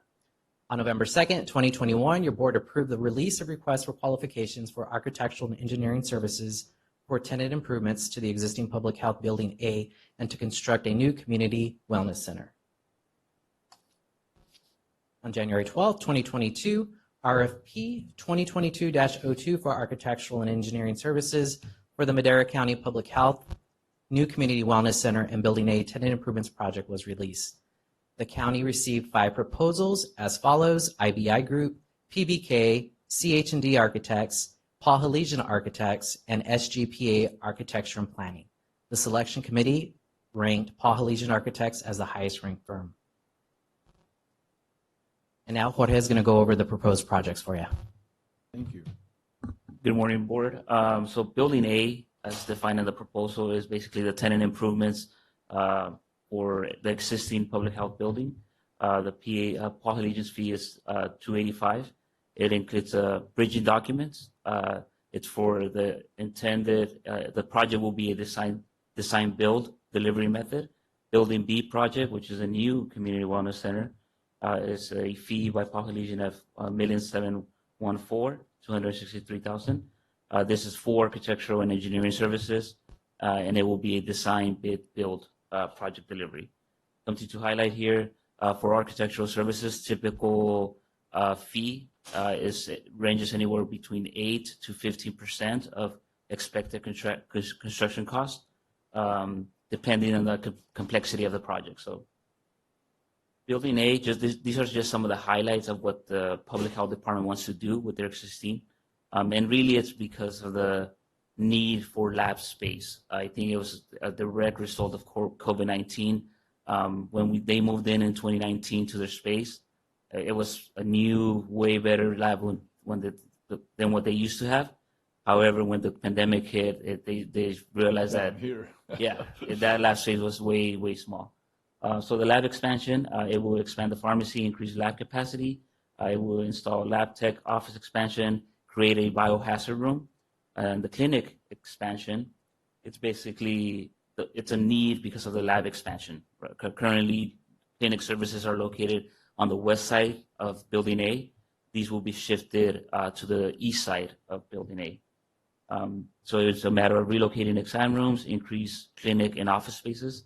And then part of the overall scope of work also includes exterior improvements, ADA ramp, basically at the middle of the campus, installing electric vehicle charging stations, expanding the backup generator needs. They currently have one, but because of the size of the building, they're only to sustain some of the building. The objective is here during a power outage, they can sustain provide backup power to the entire building. So here, this drawing kind of depicts the red area on the northwest corner of the building. That's what was designated as lab space for when they moved in 2019. The blue area highlighted is basically what lab will become as part of this remodel. And then the green area is the shift of clinic services to the west side of the building. Building B scope is basically the new community center. It's expected to be a 2-story building. The first floor will be include, these are just some of the elements. They'll include more, but these are just highlighting some of the primary elements of the building. It would include a demonstration kitchen, community education spaces, a community garden, one-on-one service delivery space, large storage space, shipping and receiving room. On the second floor, they're expected to have conference rooms, break rooms, offices, and workrooms. The next photo is just a very conceptual rendering that we asked our Paul Allegiance to prepare for this presentation of what the building can have. So it will have, it'll be 2-story as highlighted there. It will have electrical vehicle charging stations, a community garden. Obviously, this is just showing an element, but the community garden itself will be much larger than this. But this is what, conceptually what it could look like. Turn it back to Anthony. Thank you. So this next slide outlines a proposed pre-design cost. So for the public health tenant improvement project, the total proposed cost for pre-design is $356,050. So out of that, $285,000 is for the Paul Allegiance contract, architectural and engineering fees. We are estimating $61,050 for project management fees and $10,000 for plan check fees. Now for the Public Health Center for Community Wellness, the proposed amount is $2,166,763. Out of that, $1,714,263 is for the architectural and engineering fees for the Paul Allegiance contract. And then we are estimating $418,000 for the project management fees, $4,500 for survey fees, and $30,000 for plan check fees. And with that, we're recommending entering into the 2 agreements with Paul Allegiance Architects for design and engineering services for public health, Building A tenant improvements, and Building B new community wellness center. Staff will return to your board at a subsequent meeting for the approval of design build RFP for Building A and the RFP for construction for Building B for the new Center for Community Wellness. And we'd be happy to answer any questions you may have. Okay, any questions from the board? Yes. Oh, I'm sorry. Got to look up, don't I? No problem. Supervisor Frazier. So first of all, I know a lot gets put on that the lab wasn't big enough during COVID, but could you imagine what it would have been had we not had the new lab? I just want to point that out, that had it still been the old building, I mean, we would have been in real big trouble. I just wanted to, this is still coming out of the grant funds or the funds that were for these buildings, correct? Yeah, correct. So public health is going to be paying for both projects from various funding sources that they have. And the next item on the agenda is actually to appropriate the funds for these projects or for the pre-designed costs for the projects. Yeah, and I know it goes like that just as a matter of order on the agenda. But I just, before we voted on it, I wanted everybody to know where it was coming from. Definitely. No impact to the general fund. I know charging stations, do you work with the Air Board to get grants from them to pay for those? Because we fund a lot of them for the valley. Yeah, typically we have worked in past with Tristan on applying for some of those. And I think right now DSS is working with a vendor on a proposed charging station that they can utilize throughout that HSS campus. Good, because I know we have monies for those. Get all those we can. Okay, any other supervisor? None? Any of the public comment on this? Seeing none, what's your pleasure? Move to approve. I'll second. Any questions? Public comment? None. None. Roll call. Supervisor Frazier? Yes. Supervisor Gonzalez? Yes. Supervisor Poitras? Yes. Chairman Wheeler? Yes. Vote passes 4-0. All right, thank you. Thank you guys very much. All righty, so the next item. Yeah. The next item we have before your board is the approval of 4 receipts for unanticipated revenue requests that will appropriate the funding necessary for the architectural and engineering contract with Polynesian, pre-design costs for the 2 projects outlined in the previous agenda item. Move to approve. Second. All right. Any public comment? Seeing none. Roll call, please. Supervisor Frazier? Yes. Supervisor Gonzalez? Yes. Supervisor Poitras? Yes. Chairman Wheeler? Yes. Vote passes 4-0. Great, thank you. Thank you guys again. 6J. Road 200 Bridge Replacement Project as listed on the agenda. Thank you. Jared. Man, I'm not fast enough. Good morning, Chairman, members of the board. Jared with Public Works. This item is for award of a contract to CCME, which is a construction management firm that we've solicited for the Road 200 project, the bridge project, which was awarded last week by your board. We're looking for approval on this contract. These folks will help us to manage this project, ensure it gets done correctly, and keep everything on track. I could tell you that we already have the pre-construction meeting scheduled for this week, and our contractor is looking to get started here just in a couple of weeks up there, start setting stuff out. So I'm available for any questions. Any questions? All I can say is thank you. And any public comment on this? I make the motion to approve 6J. Second. Any public comment? And then roll call, please. Chairman Wheeler? Yes. Supervisor Frazier? Yes. Supervisor Poitras? Yes. Supervisor Gonzalez? Yes. Vote passes 4-0. So everyone knows that that was part of the original Measure A dollars that we passed many years ago. And then we did most of the Road 200 rebuild, but we didn't have the money to do this. But thanks to staff for working their tails off to come up with this money. So thank you, Jared and the whole crew and MCTC. So, okay, we got pending legislation. We have 2 letters that we passed earlier in the day for the, they came in after the posting of the agenda. So we'll do the first one, SR 99.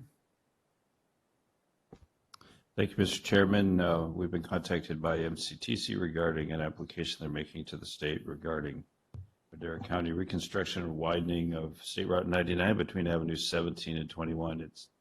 That's the full title of the project. They're requesting these letters be submitted to them on or before Friday, the 22nd. And this would be very beneficial to traffic and commerce and to the communities within Madera County. And air. Safety and congestion and everything. Yes. Move to approve. Second. Any public comment on this? And none, roll call, please. Supervisor Frazier? Yes. Supervisor Gonzalez? Yes. Supervisor Poitras? Yes. Chairman Wheeler? Yes. Vote passes 4-0. Item number 2, Highway 41. Thank you, Mr. Chairman. We received the same request yesterday related to a submission on the State Route Multimodal Corridor Improvements Project from MCTC, and this would definitely improve all of those things that you mentioned previously on State Route 99 in the State Route 41 area considered in the project. Move to approve. Second. Okay, any public comment? And none, roll call, please. Supervisor Frazier? Yes. Supervisor Gonzalez? Yes. Supervisor Poitras? Yes. Chairman Wheeler? Yes. Vote passes 4-0. Any other pending legislation? Mr. Chairman, Jared had some comments that he wanted to bring in front of the board that he learned of recently related to AB 2237. Yeah, good morning again, Jared with Public Works. Thank you, CEO Varney. I just wanted to make you aware, this is a bill that's been going through, up there at the state, and I know MCTC is on top of this as well. It's related to our transportation planning, specifically the amendment that was just released, I think yesterday. Bit concerning. It's essentially the state trying to take control of our local sales tax measures and determine how we use that funding, and essentially make it consistent with what the state goals and plans are. So I know I've reached out to Patricia over at MCTC, and they're following it pretty closely, but I just want to make everybody aware of that it's becoming something that's pretty concerning, considering the change in the way the state's looking at doing projects and funding, right? Controlling their money is one thing, but to control the local money is quite a different thing. So anyways, we'll be keeping an eye on it, but I did just want to bring it to your attention. Supervisor Poitras. Mr. Chairman, I'd just like to say it's what Jared's saying is an understatement. It's an absolute disaster. It's totally transformative in terms of how transportation is planning would ever take place in the state again. It's Friedman. This is her third bill in a row. Right. She's being basically CalCog, League of Cities, you name it, are opposing this bill. I'm not sure how she thought that she was going to get the thing passed, but it takes away all local control. They want to tie everything to CAPTI, meaning that any projects we have here that were voted in by the electorate, by the county, we don't have control of those funds. So for instance, Measure T, we promised certain things to people that these funds would be, but they're saying with this bill, no, it has to comply with what we've got going on. I mean, it's outrageous. On Wednesday afternoon, I'm going to be meeting with the executive director of the Strategic Growth Council, as well as this person who seems to be pushing all this stuff, this Egon Turplin, I think his name is, in Sacramento. Anyway, I appreciate they've given me the time, but You need a rope? what's that? Yeah, it's unbelievable. And so I've got a list of things, and I'm going to be representing the Regional Policy Council. But again, it is just this one size fits all local control, central planning. Basically, it reminds me of Soviet state type tactics, and it's like it's literally, I mean, it's not hyperbole. It's like the Politburo running things and dictating how we are to live our lives in terms of and conduct our business in terms of transportation. So I had to say something. Thank you. Yeah, thank you, Rob. And I didn't know it was the third time. I know we've wrote letters before when they've tried to do this. And like Rob says, it takes away from our citizens that stand up and vote for these special taxes to fix our roads with. And these jealous counties that can't get them done, they want a hunk of our money. Is what the bottom line is. There's 20-something counties that self-help, and just It just sucks. So we got to get some letters going, and whatever Rob, he's always been on top of this, so we just got to keep it going. So thank you, Jared, for bringing that up. Yeah, my pleasure. And, just maybe to add to this, Supervisor Poitras, the one size fits all thing. I mean, we've seen that happen with solid waste now. Now we're Right. moving into transportation, and it is very concerning because obviously, in the valley here, particularly Madera County, where we have a lot of growth happening, we need the ability to accommodate that growth. And unfortunately, it doesn't seem like, everybody understands that and doesn't realize that the difference between, our area versus, Bay Area or LA areas where they have, all this growth in there. And these things that they're looking at and where they want to go with things are maybe make sense there, but not in our region and where we're at. So appreciate the time. Thank you. Thank you. Any other pending legislation? 8, Supervisor and Staff Report, 8A. Informational update on the cherry production failure and possibility of state support for growers. How we doing, buddy? Good. Whoop. There we go. There we go. Good afternoon, Chairman, members of the board. Rusty Landsberger, Madera County Ag Commissioner. Update on the cherry crop failure is that in late February 23rd through February 26th, we experienced some cold weather, which affected the blooms on the cherry trees. And so I'll point out Chaw, since he's here with me today, our senior inspector. When we have a natural event like that, we reach out to our growers and we find out production losses that they anticipate. And so when we have a production loss that's greater than 30%, then we fill out a agricultural commissioner's disaster declaration or a survey. And with that, once we identify if it's greater than 30%, we submit that to the State Office of Emergency Services. From that point then, other counties will do the same thing. And from that point then, that letter will be sent to Secretary of Vilsack, USDA in Washington, and then he will make the proclamation or actually make a declaration of disaster. So what that means is that growers that were affected under that, so these will be our cherry producers, will be eligible for low interest loans through the Farm Service Agency. So if they're not able to harvest a crop and they need funds, they can get low interest funds for that. So on our cherry producers, we actually have 10 producers here in Madera County. We have approximately 700 planted acres.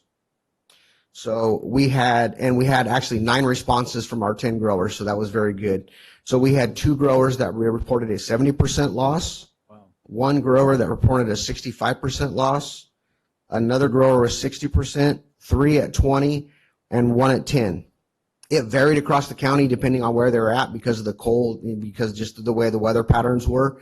The temperatures that we have are recorded from the airport, but if you're in low-lying areas, the temperatures were much colder. And so, and it also affected just the varieties. So different varieties of cherries, and that will affect depending on when they bloom and when they go through the season. So this was kind of a preemptive. Whenever we have something like this, we try to reach out to the growers to find out if they have production losses, how much. I talk to the other ag commissioners in adjoining counties to find out if they have any problems, because if there is a declaration declared here in Madera County, adjoining counties can also they're included in that. Right. So at the point when I did this on March 31st, when I sent the first letter, San Joaquin County also had production losses as well, and they were higher up and they were into the 60% range. So ours total was like 33.4%, but when you look at our production history, that equates to about $2.7 million in lost production. I'm willing to take any questions you may have. Thank you, Rusty. Up there in one day it was 22 degrees, one day it was 23 degrees. And our iris were all blooming, all just fell over. All my fruit trees burnt. It's just unbelievable what it did those 2 days. And I kept thinking, when's somebody going to say something about down here? Because I knew it was cold down here. They even had it on TV. So thank you for jumping ahead on this. And I'm sure there's going to be other crops that's going to be affected by this. So we got to keep on top of that. So do you need a motion to move forward, or can you go ahead and move forward to do this? No, I don't believe we need a motion on this because the Ag Commissioner, this kind of disaster, files a letter directly with And then Secretary we get it, we can go Gilibucci's forward office. with it. Yeah, he has forwarded the letter. Okay. Yes. It's been sent. So it is currently, I believe, April 6th, the letter was sent to Secretary Vilsack in Washington. Great. So we're waiting on the response from that. And California OES has been very informational and sending information back. So kind of tracking the whole process. So when we do get that declaration, I will come in and let you know, or at least forward it to you so you have that information. Supervisor Farmer Poitras. Yes, thank you, Mr. Chairman. I was just going to say, if some of their losses covered by crop insurance, the cherry growers typically get the 65% crop insurance deal, or I would imagine they do. I can't imagine not. I believe they are. I think they do have some protections under some of their crop insurance. I think this is just added protection in the event, like I say, if it's a 30% production loss. So it's really hard. You know, we were concerned a little bit about some of the almond crops too, because we had early bloom this year. Right. But we have a lot of acres of almonds, and so you're talking devastation if we lost 30% of our almond crop or more. So we did reach out to some, and it was too early really to tell if it's going to affect the almond crop. But part of the process is I have to submit a letter within 60 days of a natural event to start the process. And at least if it's an informational letter that goes to the state OES office, I have to at least initiate that in advance. Thank you. Thank you, Rob. Okay. Thank you. Move on. Brett. Had the Measure T steering committee last Thursday, and then my coffee and conversation tomorrow morning. Good. And, Oh, next week. That's right, because I was going to be in CSAC, so it's next week. next week. Next week. Yeah. Thank you. Brett and myself Melissa. were in Raymond Parade, which was rained the whole time. Raymond. It Yeah, felt we like had a rain parade, but there was really thousands of people there out in the rain. It was amazing. It's probably one of the bigger parades. I've been there probably at least 13 times at that parade, and there was more people there. Amy Barney was there with her Sheriff's Foundation car and stuff, so thank everybody there. Letty. So this week is Earth Week. Friday from 4:30 to 6:30, the Madera County Tobacco Control Coalition and students working against tobacco are hosting a cleanup at Pan Am Park on Friday, again from 4:30 to 6:30. And I will be attending the CSAC Legislative Conference after this meeting. Thank you. And then Earth Day also is in North Fork this Friday from 10 to 2 at the North Fork Mono Tribe Community Center. So looking forward to that. Mr. Rob. Yes, thank you. Just like to mention, I celebrate Earth Day 365 days of the year. I'm very concerned about earth and trees. So this week I'll also be at CSAC, and I'll be making the most of it. A lot of not only there, but a lot of remote meetings. The Measure T meeting that Supervisor Frazier referred to, where we're working hard to get our allocations approved, and I believe we'll be doing that this Thursday. There has been a recent message from groups opposed to our renewal efforts. That the San Joaquin River Conservancy Trust signed on to as well. And so I'll be contacting some of the board members, Julie O'Kane in particular, to find out if they know what they signed on to, because the letter that was submitted in the Mid-Air Tribune is full of a lot of lies. They're saying that developments on 41 are being paid by Madera County, not the developers. And they continue to perpetuate this particular lie. So that is extremely concerning, and it's the type of issues that we're dealing with this renewal effort. And then on Friday, while I'm there as well in Sacramento, we'll have our first in-person road charge meeting since the pandemic began. So, yeah, kind of making the most of a few days. Get it going, buddy. Exactly. We need you up there. Mr. J. Just for the board's information, Joel will be attending the CSAC on Wednesday on behalf of admin, because that is Elba's last day, so I figured it'd be better for me to be here to make sure everything gets transitioned well. And that's all I have to report. Ms. Regina. No report. Thank you, Chair. Karen. I too will be attending CSAC. I'm receiving my Executive Institute certificate. Congratulations. Whew.